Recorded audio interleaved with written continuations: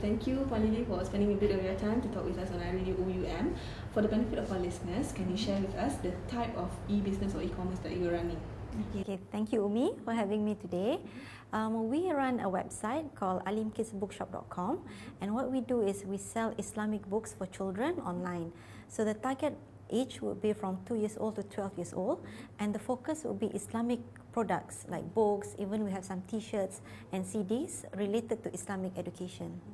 And I understand that this was not your original career path, that you were a career woman not so long ago. So what made you decided on this shift or the change in your profession?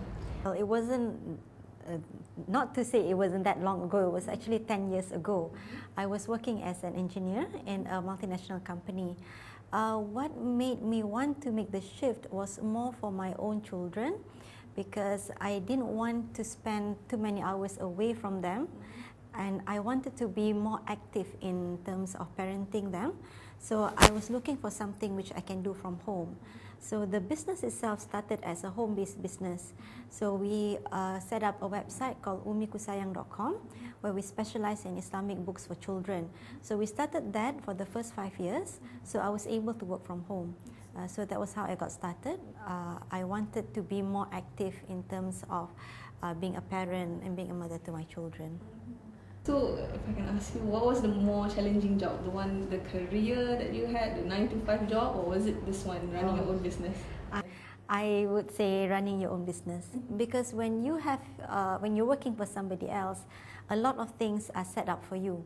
You know, you already have your career path, you have somebody else doing some part of the work for you. For example, I'm in the manufacturing line, I was doing IT. I didn't have to worry about purchasing, I didn't have to worry about HR, finance, but when you're on your own, all these things you need to do it yourself, and you need to learn up on how to do it well. So it was an entirely new experience for me, and definitely it was more challenging than working for other people. So you spoke about having to learn all of this on your own and all that. So having successfully established your own online business, your own business, in your opinion, if someone is interested in setting up their own e-commerce business and all that, should they go for a course perhaps, or should they just learn as they go along? My experience itself, before I even started the business, I attended a course on how to set up a business, because I find that whether you're doing it as an online business or even as an offline business, you need to know the basics of business. So basics of business would be basically, one, to find out who are your customers and what are their needs, and then of course financial, you need to know about marketing, and you need to do about customer service. So these are the things you need to learn. But you don't have to wait until you learn all these things before you start the business. But it is good before you start to have some knowledge first, so that it prepares you when you are really into the business to know what to expect when you're in the business. But in my case, even though we've been in the business for 10 years, I still go for training.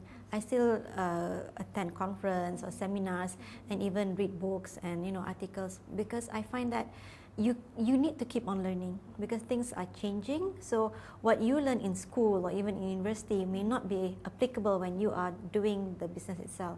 So whatever it is, get yourself prepared first with some basic knowledge, then get yourself involved, and then you can learn as you go along and add on more learning and knowledge as you go along. And you even provide training for those who are interested in... Yes. At Umikusayang, we specialize in helping especially ladies on how to start an online business, and also how to work from home, because those are different things. Okay, working from home can be an online business, or it can be something else. You can be a consultant, you can do freelancing work. So how to manage life and work and life at home is something which you need to learn. Another one that we do is on e-commerce, how to set up an online business and how to do marketing to promote your online business. So, in your opinion, is e-commerce the way to go for women today? I mean, is this a great career option for women when it comes to, balancing home and work and all that? I always see the internet. I always see the internet as just a medium for you to run your business. So E-commerce itself, the basic thing is business. Are you ready for business or not? Do you have interest? Do you have passion for it or not? Do you have something bigger than just selling books or selling tudung that you have to offer to the customers? So these are the basic things that you need to have first. Okay, if you're just doing e-commerce for the sake of, oh, everybody is doing website, everybody's selling online, I want to do it as well, you may get the sales, but it's not going to be a long term, and sometimes it's not going to be very fulfilling for you, because it's just, I just sell tudung, I just sell books, you know. So to me, if you ask me that question, I would ask, what do you have in mind first? What is your vision? What is your mission in your business? So get a good understanding of that first, then you can just use any tools available out there. You can just use Facebook, or even you set up a website. It's up to you. But the fundamentals, you need to know yourself first. So it's a good career option in a sense that, yeah, you don't really have to set up a shop and be there from 9 to 5, but it's still a business. So there will be times when you need to go and meet your customers, you need to go out to do marketing. So it doesn't mean that you are going to be 24 hours at home, but it does provide you that flexibility. So what made you choose to pursue, to actually, you know, start your own online business? What made you choose the product that you are offering, or the services that you are offering today? What made you choose to selling Islamic books and all that? Okay, it started with my own need. Okay, my children were young at that time. They were 4 years old and 2 years old, and I realized that I've been buying a lot of books for them, but I don't have books on Islam, on prophets, stories of the prophets, about how to be a good Muslim, and I was looking for those kind of books locally in our bookshops, and I could not find them. I could not find books which was suitable for that age group, 2 to 4 years old, which are, you know, colorful, a lot of pictures, simple words for them. Then I found out overseas, in US and UK specifically, there are publishers who have been publishing Islamic books for children. So that is how the idea came about, and we saw that there was a market there.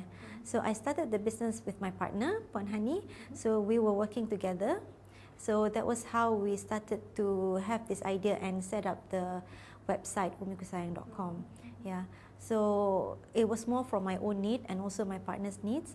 We saw that there was a lack in the market of those kind of books. So that was how we started. And as we go along, we decided to add on more books, not just for children, but for parents as well. So you spoke about having a bigger picture when you're starting a business and all that, begin with the end in mind, right, so to speak. So can we expect a publishing house, ALIM Kids publishing house in the future? I'm not really heading towards publishing, but what we would like to see is to see ALIM Kids Bookshop as a concept store at more places, all over Malaysia, or maybe inshallah all over the world. Because what we offer here is not just a bookshop, but we also have programs like our play group, our play school, and we're coming up with our bookworm club to help children to love reading.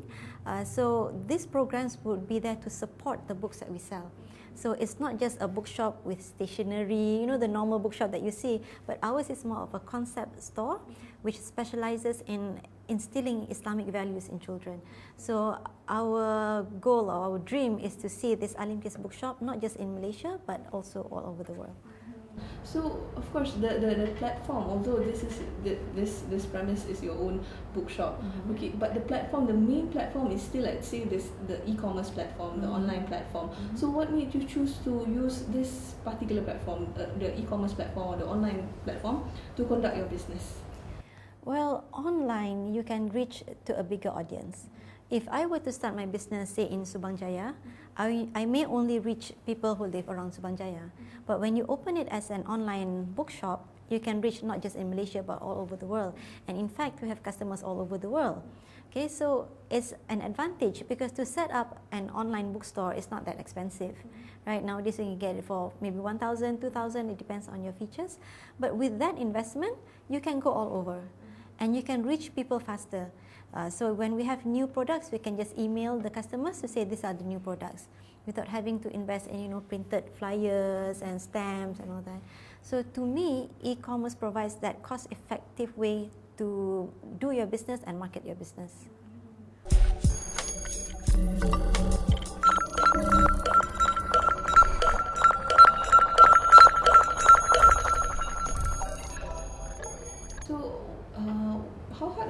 to set up the initial setup for Umi Kusayang, for ALIM Kids, and what were the challenges that you faced during that time, the initial setup? Setup was very economical, I would say, because we used a free server. So we just bought the domain name Umi Kusayang. And we only had, I think, only one main product that we were selling. So my partner did the design. So we just had the design, umikusayang.com, and we set up our Yahoo group of mothers community. So that was it. But as we go along, then we realized there are certain things that we need to add on. So we did some different revision of the website. So initially, I don't really see any major problem because we was just trying it out. It wasn't like, oh, we have this much money to invest. We were just trying it out. So we grew from there, from small setup until where we are now. So you mentioned Umi Kusayang, the Yahoo group and all that. And the thing, actually, that was how I found out about Umi Kusayang and all that, ALIM Kids in particular.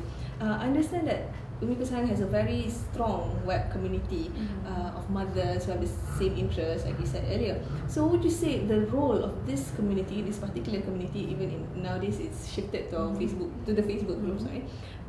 What role does this community, this group of mothers, play in the setup of your online venture? Okay, when we started, because you see, when we started, we're not looking only at selling the books. We wanted something to support the mothers because it goes back to our own needs, my partner and myself.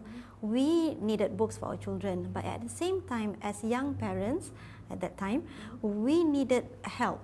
How to ensure your children are getting the right information, the right education. So on our own, we're not able to do that. So the idea was to create a community of mothers who would be able to share all this knowledge. But the differentiator was we want to focus on the Islamic way of life. So the discussion would be, okay, how to, for example, education for your children, but more towards Islamic education. So that was the main objective of it. So when we started the bookshop and the community, it was with a bigger purpose. Okay, and as we go along, we realize what are the things that the mothers need. Okay, so for example, they were asking about, okay, education, what kind of kindergarten would be good. So there'll be discussions from that. So from there, we realized, okay, let's have some books related to children's education. So we add on those books, so parents can go and buy things from us. And when we have new books, we share it with the parents, and they will help market it for us as well. So we find that the community and the bookshop, they work together very well, because we are here to serve them, and they provide us feedback that we can use to add on more things on our website. Yeah. Do you think this is the way to go? Is this I wouldn't say fan base, but rather the target audience, this ready target audience of mothers, is this important to set up an online business? Can you survive without them? What would you say? It goes back to business. Okay, whether it's online or it's offline, the important thing is customers. Who are your customers? Because you can set up a business with the best product, with the best looking shop, but if that's not what the customers want, you're not going to go far, right? So to me, if you want to have a business, you need to know who your customers are. You need to know what their needs are. Okay, and at the same time, it has to be a two-way communication. It's not just about you selling to them, but you also need to give something of value to them. So that is how I see it. So for you to be able to have a good or strong business online, you need to be able to also create value.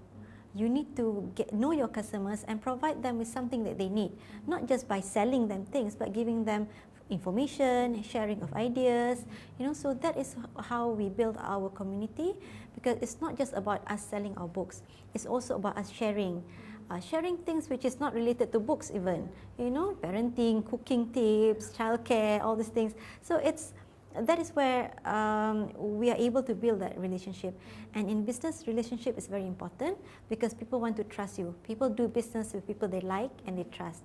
Yeah. So if you have just an online store and you don't have any links to community, people don't know you and people don't trust you. So it's hard for you to get people to buy from you because there are a lot of competition out there. There are a lot of people selling books, a lot of people selling tudung, selling baju kan. So how do you make yourself different? It has to be, you must have certain value that you're giving back to your customer. So Alhamdulillah, we started our business with that in mind, with the idea of helping other mothers. So it's not just selling books, but it's also giving values, and it has Alhamdulillah helped us grow forward to where we are now. So speaking of, we spoke about trust and all that, but one of the issues I'd say that is very, very closely related to online businesses is the issue of security, privacy, especially when in online transaction, payment and all that. So how does ALIM Kids, or how does your website, your e-commerce website, ensure the security, the safety of all this payment transaction and all that? Do you take care of it, and do you sub it, or outsource it? We use a payment gateway service, which is IP88. So you go for a reputable service provider lah. So we've been with them for, I think, for 5 years, and so far we don't have any problems with them. So my advice is, if you want to have online transaction, go with somebody or some company which is reputable. So far Alhamdulillah, we don't have any problems with that. And also the amount of transaction using credit card is not that many. Most people use Maybank to you, so they do their own transfers. So that will be between them and the bank. So I don't really see a major issue in terms of security when you talk about payment gateway from the customers.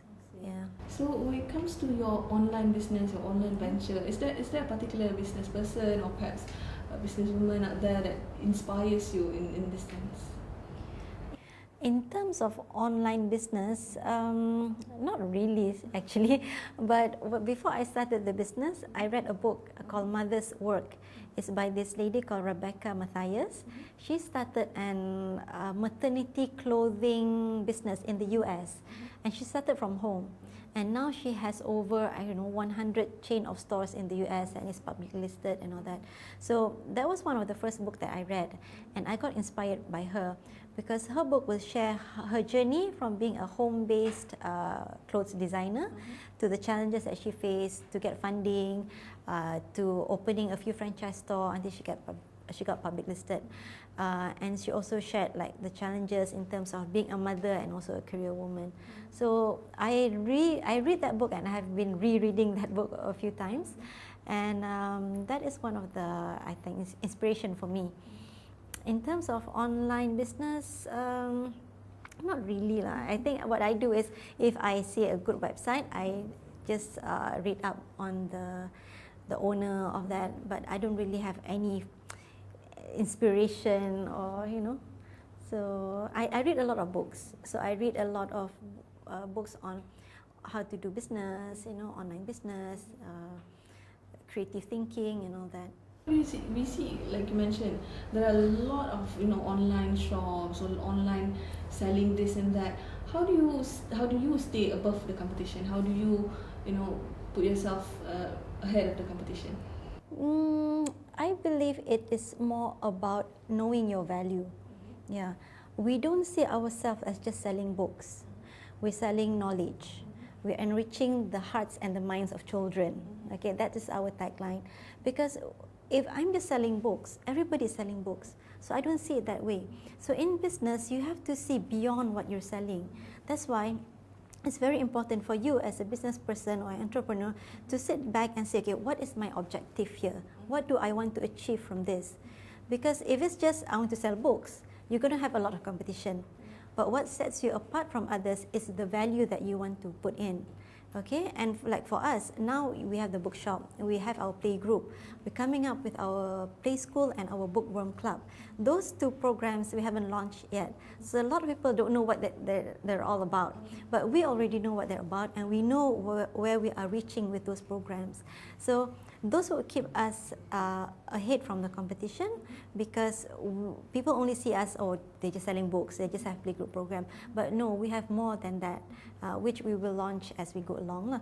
But what's important is for you to have a strong base in your business, strong value that you hold on to, so that whatever happens, You know, you can be selling books, you can be selling other things, but that value stays with you, wherever you go, whatever website that you called, you always have the same value. So, what does it take to be a successful online entrepreneur? What would you say? What are the characteristics? What are the things, features online entrepreneurs should have? Again, it goes back to as an entrepreneur. Okay, whether you're online or offline, it's the same, because I believe in that. Okay, that you need to know the basics. So that's number one. Another one is creativity. How do you make yourself different from others? You know, there are people who are copycats. You know, I mean, it's a flattering thing, like if somebody copy you, like, oh, they're, you know, it means you have done something good.